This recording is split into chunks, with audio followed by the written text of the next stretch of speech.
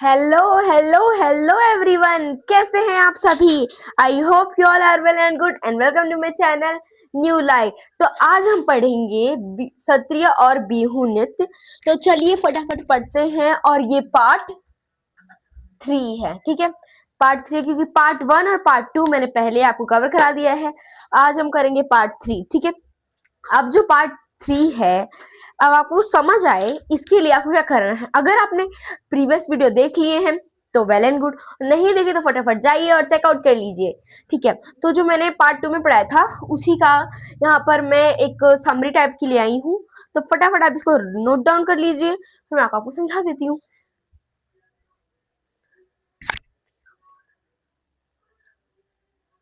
कर लिया आपने नोट डाउन? तो चलिए फटाफट समझ लेते हैं। बिहू नृत्य की झलक, ये क्या है? बिहू जो नृत्य था उसकी झलक दिखाई गई है, ठीक है। बिहू नृत्य असम के किसानों और ग्रामीण जीवन से जुड़ा लोकप्रिय है। यानी जो बिहू नृत्य है वो किसानों और जो वहां के ग्रामीण है उनका एकदम लोकप्रिय है, ठीक है। जो फसल बसंत और उत्सव के मौके पर गाया नाचा जाता है, और जो फसल बसंत के मौके पे गाया और नाचा जाता है।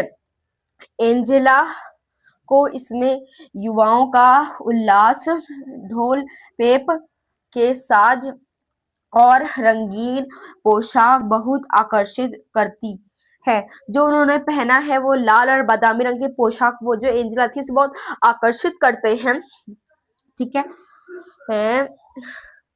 वह असम की जीवन संस्कृति और महसूस करती है, वो वहाँ की जीवन की और जो संस्कृति है उसे महसूस करती है। आइए अब हम पार्ट 3 में क्या पढ़ने वाले हैं हम वो जान लेते हैं।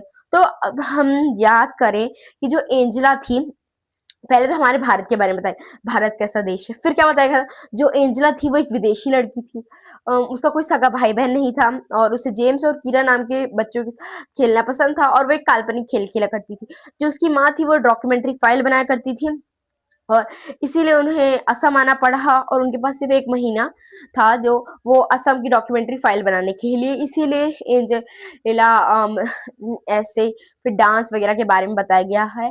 और बिहू हम वो त्योहार का नाम है, और वहाँ बिहू डांस भी किया जाता है। और ये साल में कितनी बार मनाया जाता है? 3 बार। तो अगर आपने नहीं देखा तो इसे छोटे में समझना, अच्छा फटाफट जाइए चेकआउट कर लीजिए, ठीक है। चलिए अब हम इस बात है, जिन्होंने देख लिया वो तो देख लें। एंजेला बहुत उत्सुक थी, यानी जो एंजेला थी वो बहुत ज्यादा उत्सुक थी, यानी बहुत ज्यादा वैसी थी जोश में, चलो चलो चलो, ठीक है। उसने रीना आंटी से आग्रह किया कि वे अन्नू को भी सत्या नृत्य की महिला नृत्य को देखने के लिए साथ आने दी। जो रीना आंटी थी उससे एंजेला ने आग्रह किया कि आप अन्नू को भी आने दो मेरे साथ, जो सत्रिय नृत्य की जो डांसर्स है उन्हें देखने। आंटी ने स्वीकृति दे दी, जो आंटी थी उन्होंने स्वीकृति दे दी, क्योंकि इंडियन मदर का क्या रहता है कि अपने बच्चों की बात वो मना कर देती, पर जब दूसरे के बच्चे आके उनसे बोलते हैं ना कि आंटी प्लीज प्लीज प्लीज, तो वो मान लेती हैं। आप लोग भी करते होंगे अपनी मम्मी को मनाने के लिए, कि उससे बोल आपके फ्रेंड से बोलते होगे कि यार तू बोल दे तो मेरी मम्मी तो मम्मी मुझे भी आने देंगी। ठीक है। चलिए अब हम अपनी कहानी पे आते हैं।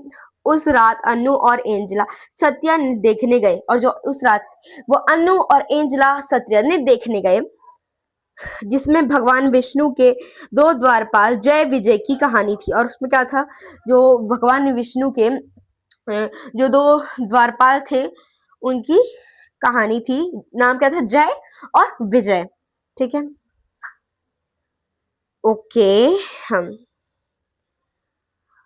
पर्दा उठा और एंजेला ने देखा कि सफेद पगड़ू टोपी से 2 महिलाएं नृत्य और नाटक की शैली में कलाम का अभिनय कर रही हैं। और जब पर्दा उठा तो 2 महिलाएं थी जो एक कमाल की अनुभव कर रही थी। जैसे जैसे कहानी आगे बढ़ी, उन दोनों ने एक कि किस तरह जय और विजय ने कई बड़े साधुओं को भगवान विष्णु से नहीं मिलने दिया। जैसे जैसे कहानी आगे बढ़ती गई, वैसे वैसे एंजेला अनु ने देखा कि जो भगवान विष्णु के जो 2 द्वारपाल थे उन्होंने विष्णु जी से नहीं मिलने दिया बड़े बड़े साधुओं को। क्योंकि पहले के जमाने में जब बहुत पहले पता है, जो अगर साधु को श्राप दे दो वो एकदम सही हो जाता था।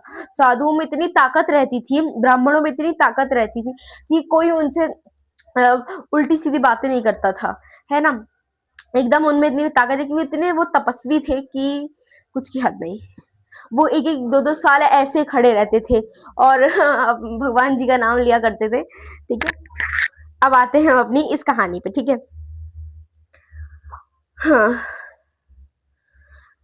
क्योंकि उस वक्त भगवान विष्णु सो रहे थे, और किस लिए नहीं मिलने दिया, ऐसे नहीं, क्योंकि उस वक्त हम भगवान विष्णु सो रहे थे। वे ऋषि नाराज हो गए, और जो ऋषि थे वो नाराज हो गए कि उन्होंने जय विजय को असुर बनने का श्राप दे दिया, और उन्हें गुस्से में आके जो जय और विजय थे उन्हें असुर बनने का श्राप दे दिया।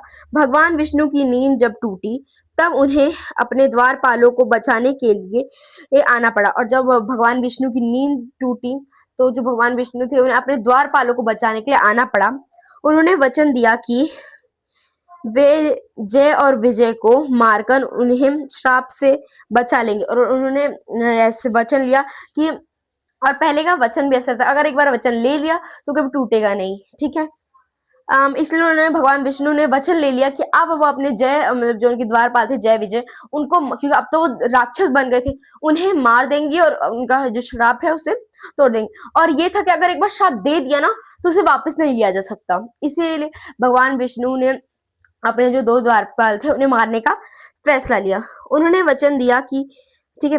बाद में जय और विजय द्वाबार भगवान विष्णु के द्वारपाल बन गए, और फिर से जब जो उनका पुनर्जन्म होगा फिर से वो द्वारपाल बन गए भगवान विष्णु। एंजेला को यह कहानी नाटकीय और दिलचस्प लगी।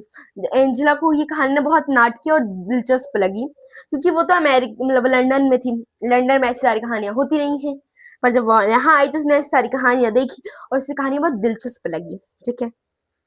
क्षत्रिय महिला नृत्यांगनाओं ने जिस प्रकार की शक्ति, बल और आकर्ष अहंकार से प्रदर्शन किया वह अधूरी था, और वो अद्भुत था। जैसे उन्होंने प्रदर्शन किया वो एकदम अद्भुत था। एंजेला को लगा कि उन महिला कलाकारों की प्रस्तुति सत्य नृत्य करने वाली पुरुष कलाकारों से भी बेहतर है। और एंजेला को लगा जो ये आदमी पुरुष करते हैं, मतलब जो आदमी सत्रीय नृत्य करते हैं उससे काफी अच्छे, यानी कुछ ज्यादा ही अच्छे से वो महिला नृत्यांगनाओं की ये जो डांस था वो अच्छा लगा, ठीक है। इसने इसके बाद वे दोनों उसके बाद के दोनों ने अनु और एंजेला की ख्यालों से बस सत्रीय नृत्य ही घूम रहा था। फिर अगर आप लोग भी कुछ चीज देख लेते हो तो आपके दिमाग में सिर्फ वही घूमने लगती है। वैसे एंजेला और अनु के दिमाग में भी अब वही चीज घूमे जा रही थी, ठीक है।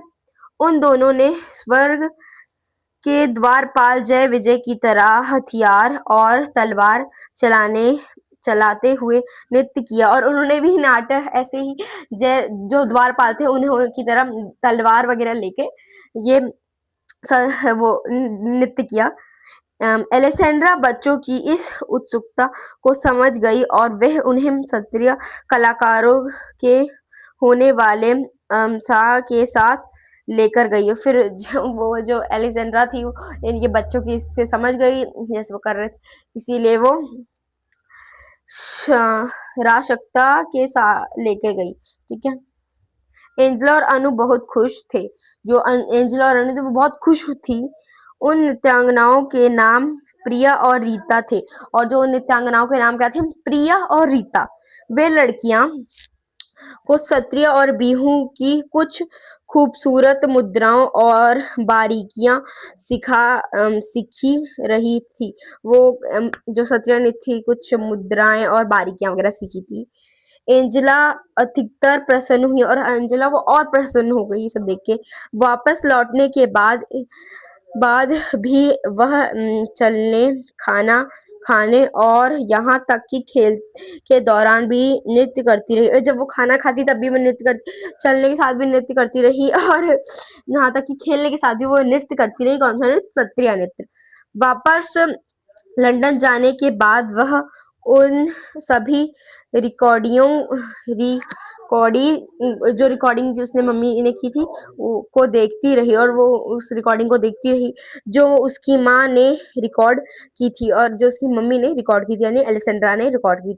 पूरे उत्साह के साथ वह असम की अम, समुद्र नृत्य सामुद्र जो नृत्य था परंपरा को याद करती रही, और वो जो वहां का डांस था उसे एकदम याद करती रही। रंग बिरंगी सत्रिय और आनंदित करने वाला बिहू, रंग बिरंगी सत्रिय और आनंदित करने वाला बिहू माँ उसकी गहरी रुचि को समझ गई, और उन्होंने पापा के साथ मिलकर एंजेला के लिए असमी नृत्य पर एक शानदार योजना तैयार की। और जो उसकी मम्मी थी वो ये समझ गई, उसने जो एंजेला के पापा थे उसके साथ कुछ एक अच्छी सी योजना बनाई।